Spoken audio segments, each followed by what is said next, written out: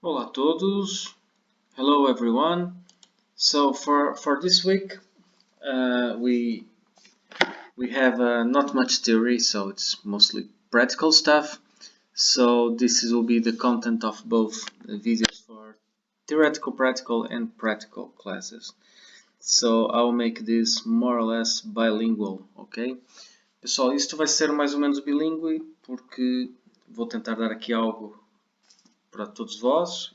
A partida todos percebem muito bem inglês, mas há sempre alguém que não está tão à vontade e ao mesmo tempo também será um pouco para os alunos internacionais, está bem?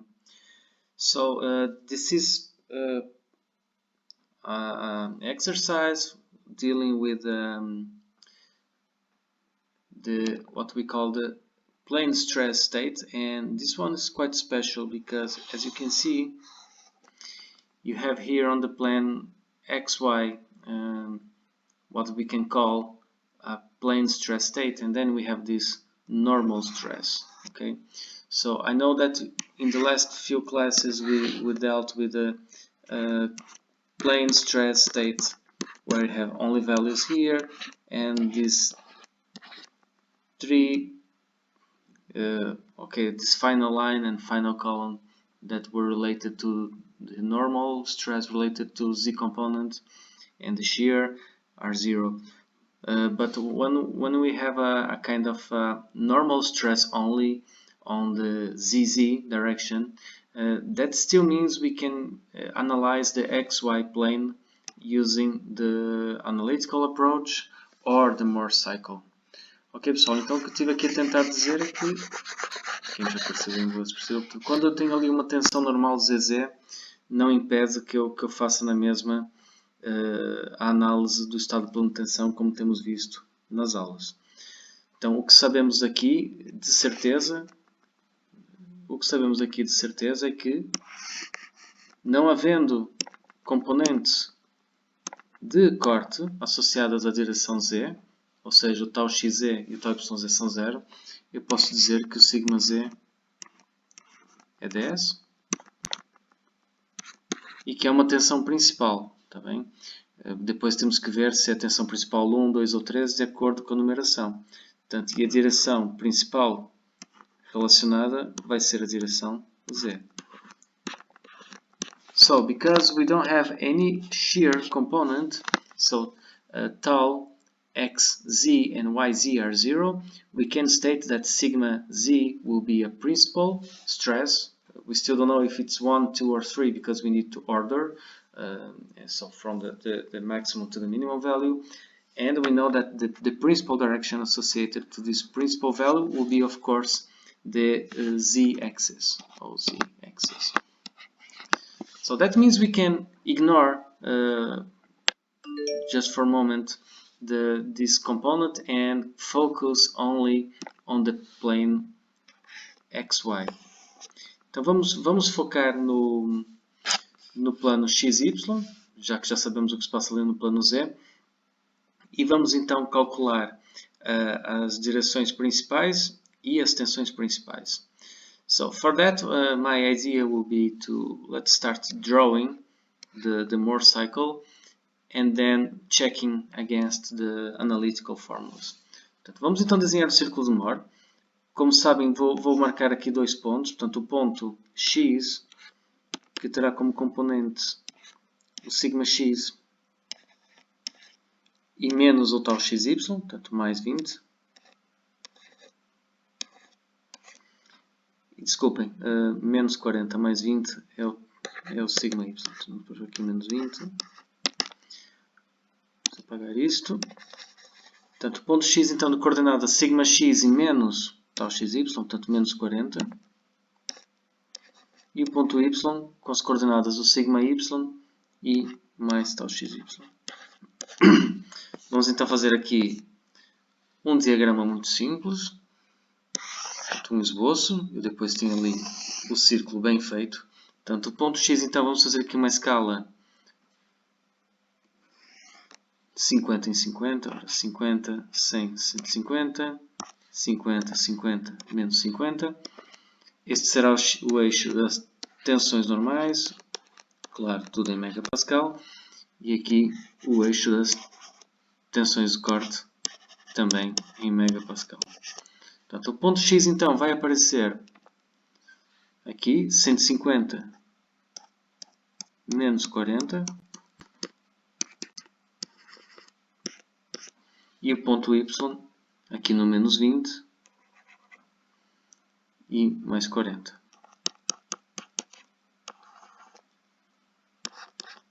Portanto, já sabem que se unir então estes dois pontos, não ficou lá muito bem, vamos apagar.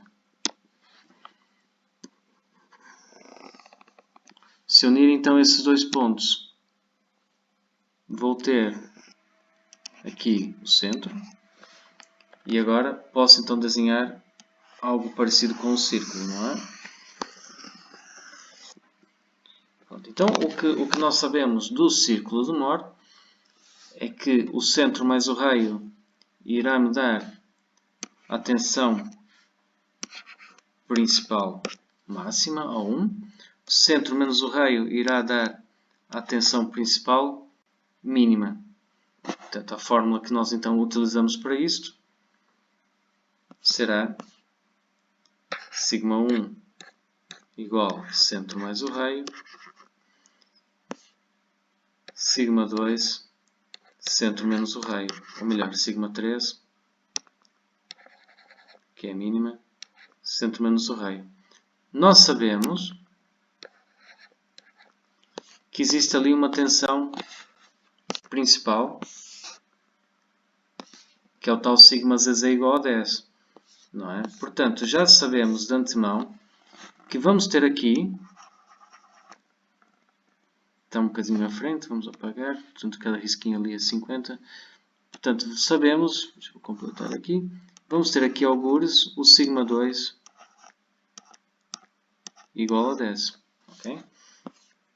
Portanto, podemos então colocar aqui σ2 igual a 10. Ora, o centro, nós sabemos que é a média aritmética das coordenadas σx mais σy sobre 2, não é? Portanto, vamos ter, olhando ao nosso enunciado, 150 menos 20 sobre 2, portanto, 65 megapascal. E o raio, podemos fazer aqui, por exemplo, o teorema de Pitágoras, se eu quiser utilizar o círculo, porque sabemos que esta coordenada daqui é o σx menos o raio, sabemos que esta coordenada é tal xy, portanto, fazendo o teorema de Pitágoras, obtemos uma fórmula para o raio. Ou então, já sabemos a fórmula analítica, vai dar exatamente igual, portanto, isso vimos na aula teórico-prática, não é? Esta dedução. Vamos ter então aqui σx menos σy sobre 2 ao quadrado mais tal xy ao quadrado. So for the English speaking people, so I just made the circle using the coordinates for these 2 points x and y. The coordinates of point x are sigma x and minus tau xy, and the coordinates of y point will be sigma y and plus tau xy. With these 2 points, x and y, we draw the diameter and we determine the center when it crosses the horizontal axis. And with that, we can draw the circle and we can right away establish that the maximum normal stress will be the center plus the radius, and the minimum will be center minus radius. And because we knew that one of the principal stresses was sigma z equal to 10, we can establish that this is the intermediate value. So that will give us this one is the minimum, so it will be number 3, and this one will be the maximum, number 1. So we have now to calculate the center and the radius, and the center is the average values of the two x and y normal stresses, and the radius we can derive using Pythagoras theorem, or we can use the formula, the analytical one we derived on the theoretical classes. And with that, if you can pause it, and we can quickly calculate the radius, and that will give us 93.941, okay, megapascal. And so with that we can calculate the principal stresses. So we have here 158.94 and the minimum minus 28.94. The circle, despite the fact is not really well drawn, but it always helps us to have an idea if you have the values more or less in accordance with what we are going to expect. So, fazer gráfico, nem que seja um esboço, e depois usar as fórmulas analíticas, é sempre simpático porque dá para termos uma ideia, se nos enganarmos no sinal ou alguma coisa, que estamos a fazer a coisa com o mínimo de sentido. Portanto, vocês olham para este esboço e para os valores obtidos e veem que ele faz algum sentido em relação ao que temos. A mesma coisa pode ser dita em relação aqui ao ângulo 2θ, que nós sabemos que deve existir entre o eixo do x e o eixo principal 1, portanto o nosso N1. Vamos por aqui. Portanto, vocês conseguem facilmente ver que há de ser um ângulo que é para aí metade de 45 graus, não é? O 2θ que está ali. So, we are now going to calculate the principal directions. I was stating in Portuguese that we can always look to the circle and have an idea of the value we are expecting. As you can see, this 2θ should be more or less half of 45 degrees. Okay, and so we can, once again, you can use the formula that we have analytically that states that tangent to theta is 2 tau xy sigma x minus sigma y, or you can look to the circle and you can look to this triangle here, and let's zoom this circle over here, and you can see that in this triangle you have here the value of tau xy, and this is the radius, and this is 2θ. So instead of using this formula, you can use your own knowledge on trigonometry. Pessoal, então, duas opções: ou vamos buscar aquele triângulo para calcular o ângulo 2θ, ou podem usar a fórmula. Portanto, se quiserem ser rebeldes e usar aqui trigonometria, que devem se recordar bem, vemos então que o seno de 2θ tem que ser igual ao cateto oposto, que é o tau xy, sobre o raio. Portanto, daqui então vão retirar 2θ e vão retirar mesmo também se usarem a fórmula, tá bem? Okay, so if you use any of the formulas, you get the angle of 25 degrees. Okay, 25.2 degrees. So, então, o que é que você sabe? Então, olhando ali outra vez para o círculo, temos o eixo x e y, que são obviamente vossos conhecidos. E agora vamos ter aqui os eixos, o N1 do centro ao sigma 1, o N2 do centro, e aqui será o N3, porque o N2 já está definido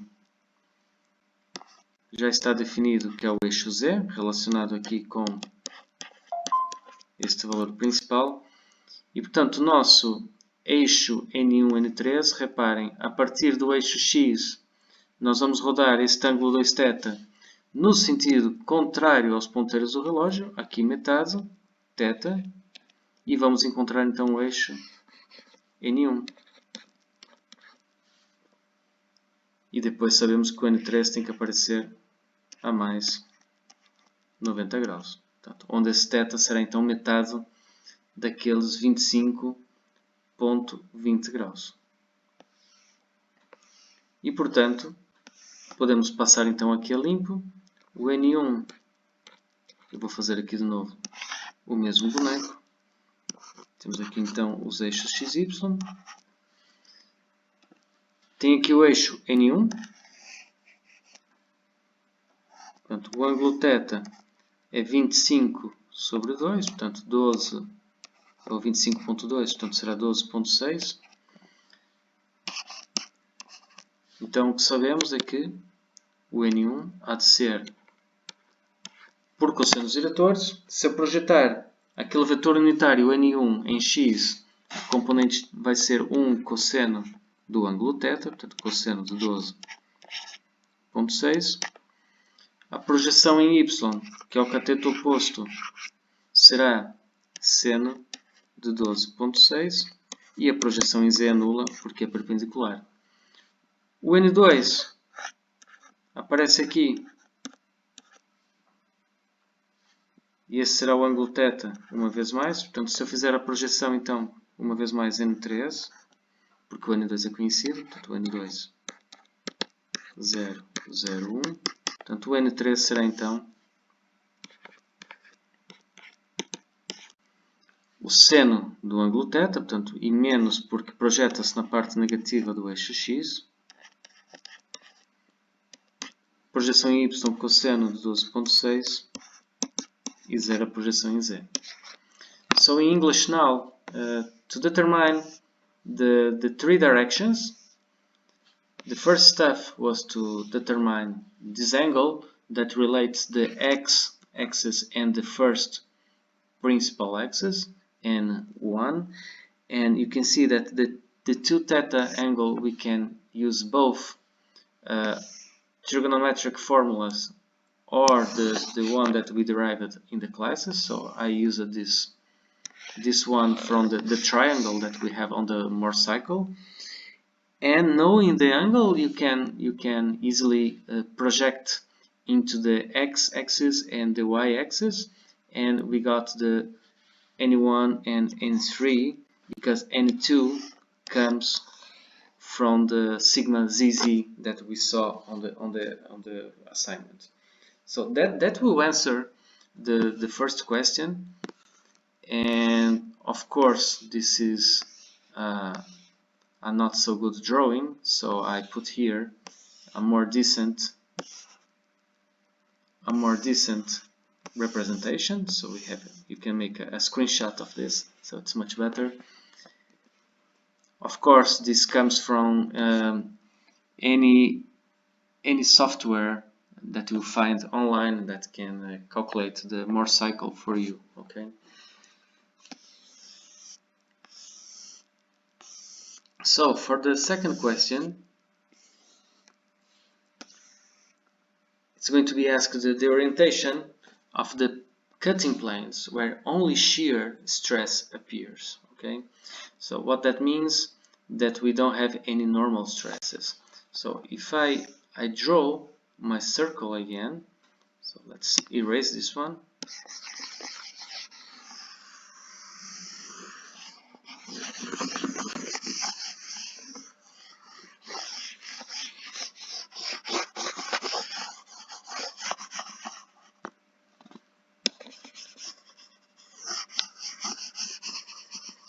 If you think physically, it's easy to understand where we don't have any shear, or in this case we only have shear. And looking to our circle, so I'll make it very quickly here. So we have the y point over here, and the x point was more or less over here. This was the center. So this is our shear axis, and this is our normal stress axis. So the points over the circle where we only have shear is where this coordinate is 0. So this is one point, this is another point. So when it's going to be asked where are the cutting planes, so basically it's going to be, they are asking where, counting from the x direction, we only have shear. So então eu fiz aqui de novo o círculo em esboço.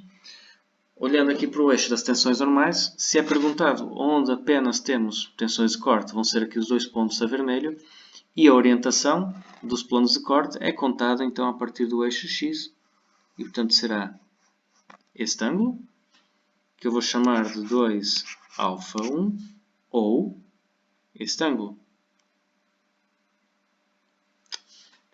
Na verdade, se não está bem feito,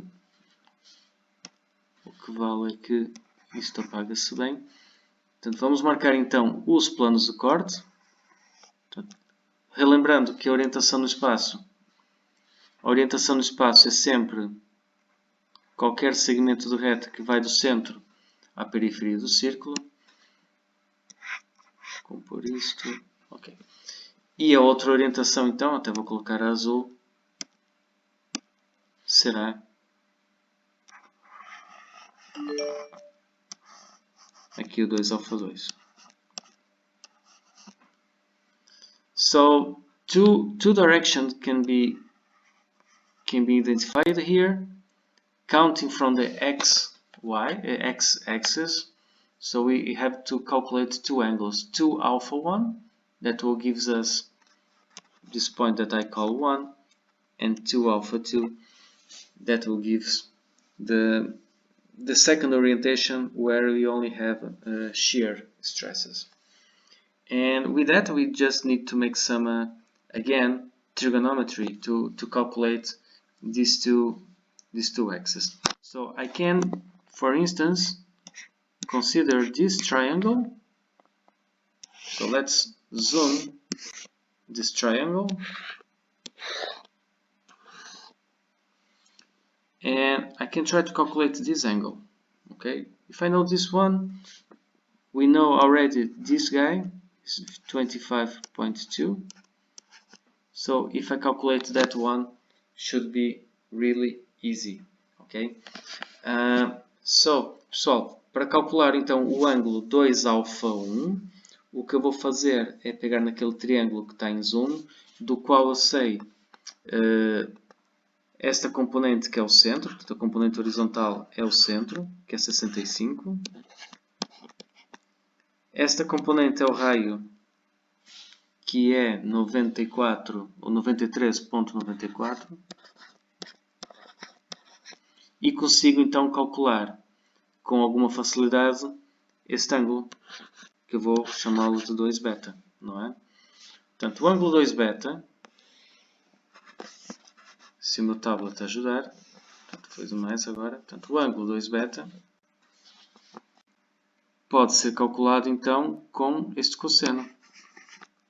Portanto, o cosseno 2β é 65 sobre 93.94.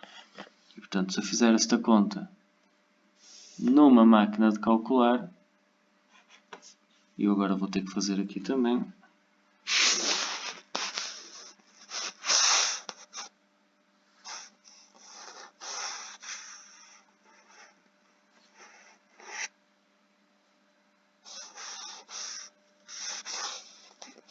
enquanto está a comer megabytes a capturar o ecrã.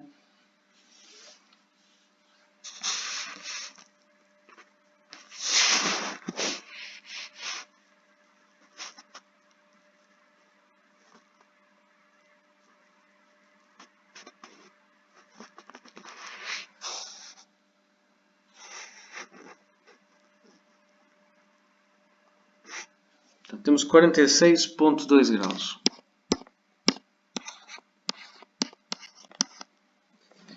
E, portanto, este ângulo agora Vamos voltar a olhar aqui para esse triângulo.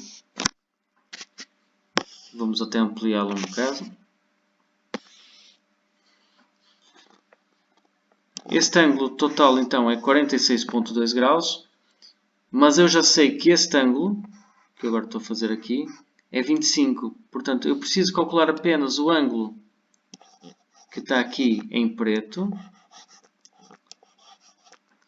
que será basicamente os 46,2 graus menos os 25,2 que nós já tínhamos calculado. Portanto, dá 21 graus. Portanto, este ângulo aqui, então, preto,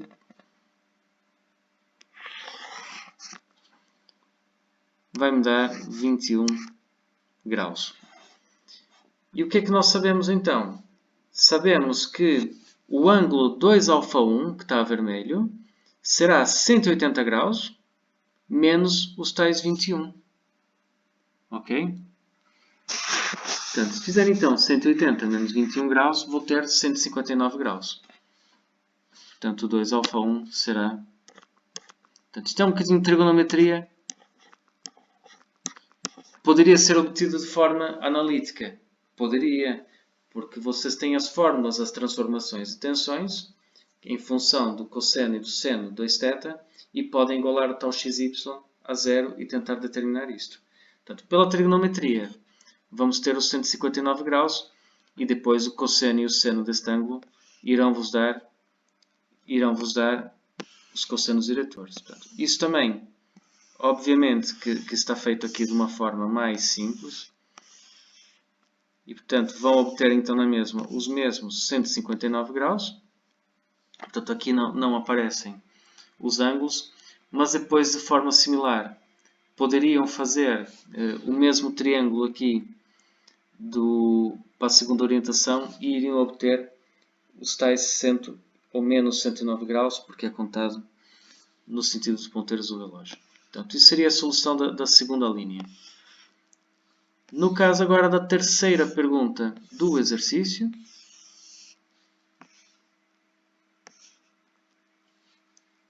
oh, I forgot about the English people. I hope you could follow the trigonometric deductions I made over here.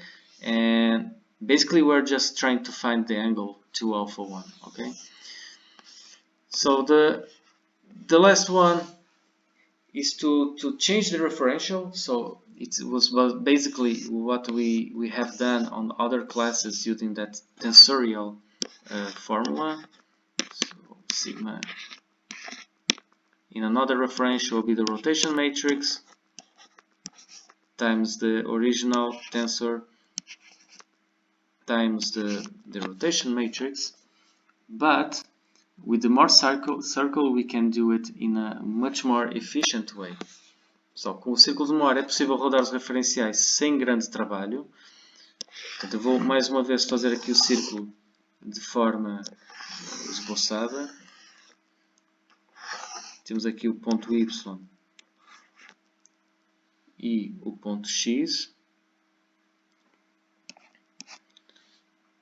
The rotation will be 30 degrees anti-clockwise. Okay? Pessoal, então são 30 graus de rotação no sentido contrário aos ponteiros do relógio. Portanto, 30 graus no círculo de Moore é 60. Do not forget that we need to duplicate the angle. So instead of 30, it will be 60 degrees. But the center will be the same. And so with that we have the new X point and the new Y point. So at this stage you can also use the analytical formulas we deduced for the transformation of stresses, or once again you can use some trigonometry. Once again we know that this angle is 25.2, so that means this angle over here, the one that is we need to calculate this triangle will be 60 degrees minus 25.2, so that will be 34.8.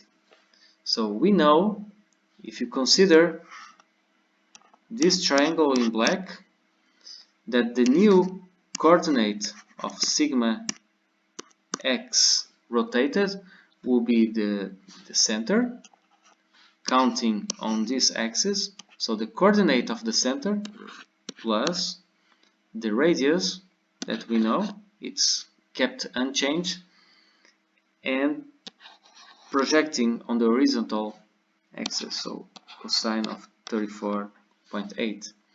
The new sigma yy will be the center minus this projection over here. And you may recall that these angles are equal, so it's 34.8 also here. So sigma yy will be center minus radius cosine 34.8. Só estou a usar então aqui trigonometria ao invés de usar as fórmulas que nós deduzimos, mas obviamente ambas vão bater direitinho umas com as outras. E estou então a calcular, sem decorar fórmulas, os novos sigma x e sigma y após uma rotação de 30 graus no referencial, que é 60. And finally, for the new value of tau xy, could be here or here, we know that the angle kept, so we can use this time the sine instead of the cosine. We don't need to add the coordinate of the center because the vertical coordinate of the center is 0. So the new tau xy will be the radius sine 34.8. So this solution is equivalent of using these formulas we saw on the theoretical classes. Okay, so you could use here theta equal to 30 degrees, so that is equivalent. Okay, and so performing all the calculations, you get the coordinates. Okay, so two different ways. I hope I could show you the equivalence between using analytical and graphical approach. So the Mohr cycle is quite powerful. A final note, so it's not asked here, but let's make a final question. So, essas três primeiras linhas então demonstraram a equivalência entre procedimento gráfico e analítico do círculo de Mohr. Eu ainda vou colocar aqui uma linha extra, tá bem? Que tem a ver com o seguinte, que são as tensões de corte máxima. E podemos sempre pensar numa tensão de corte máxima no plano XY ou no plano global. Portanto, aqui não se irá notar a diferença, mas eu aproveito para explicar o conceito. Portanto, tensão máxima, e agora chamaremos ela global, ela no círculo de Mohr, se eu pensar agora num círculo que até nem tem muito a ver com o do nosso exercício, portanto vamos imaginar este círculo de Mohr. E vamos imaginar que eu tenho aqui valores para sigma 1, sigma 2 e sigma 3. Portanto, já não estamos a falar de um exercício, já estamos a falar aqui de um exercício diferente, está bem? Porque o círculo de Mohr do nosso exercício, nós tínhamos aqui essa tensão de corte máxima que era igual ao raio, ok? Mas eu posso sempre pensar que para além do plano do exercício, que seria o plano 1, 3, não é? Portanto, vamos por aqui o plano 1, 3. Eu tinha aqui um sigma 2 que era igual a 10. E, portanto, poderia pensar então no plano 1, 2 neste círculo. E poderia pensar no plano 2, 3 neste círculo. E, portanto, em cada um desses planos, portanto, o plano 2, 3 e o plano 1, 2 também teriam as suas respectivas tensões de corte máximo. Portanto, cada uma sendo o raio desses círculos aqui. E nesse caso do nosso exercício, a tensão no plano do exercício é máxima, seja considerando o plano do exercício, e também é a máxima das máximas. Portanto, a local no plano do exercício e a global coincidem. So basically, I was trying to explain that we can always consider the three different planes defined by the principal axis. So let's remember N1, N2, and N3. And in our case, the plane that we are analyzing, 1, 3, got the maximum of all shear maximums. So we can say that the global shear stress, the maximum will be the local one. Global and local coincide. But if you consider now another case, and that would be the plane of our assignment. So let's just imagine something like this. So this is our exercise. This is the shear, maximum shear, that's equal to the radius.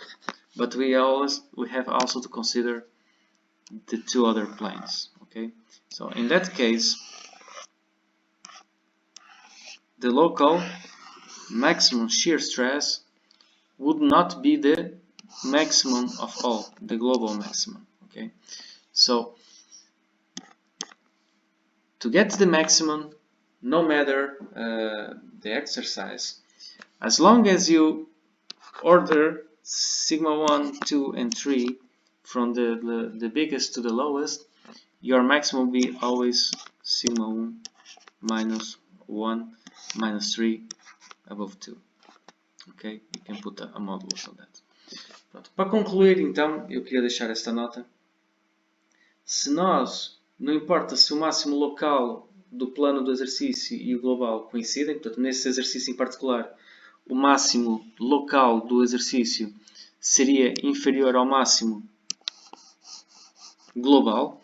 Portanto, tudo o que devem fazer é sempre ordenar o sigma 1 para o sigma 3, sendo a maior para a menor, e portanto o valor máximo da tensão de corte será sempre esse valor, o sigma 1 menos o sigma 3 sobre 2. E da mesma forma, a direção da tensão máxima global será sempre a bissetriz entre o N1 e o N3. Reparem que este eixo aparece sempre a 90 graus com o N1. Portanto, 90 graus no círculo de Moore, 45 fora do círculo de Moore. E, portanto, a forma mais fácil de obterem isto é fazer N1 mais N3 sobre a norma, e a norma é raiz de 2, porque os dois vetores são unitários. So, just to finalize, if you follow this, the direction for the maximum stress will be always 45 degrees between the two principal directions. Because if you look to the circle, counting from the principal direction 1, you rotate 90 degrees to get the maximum. So 90 degrees in the circle is 45 outside. Okay. So because the two vectors are of norm 1, modulus 1, if you add the two vectors and divide by the norm or the modulus, that is square 2, then you get the direction of the maximum global shear stress. Okay, so this is getting very long, so I'll finish, and of course open to questions anytime you need.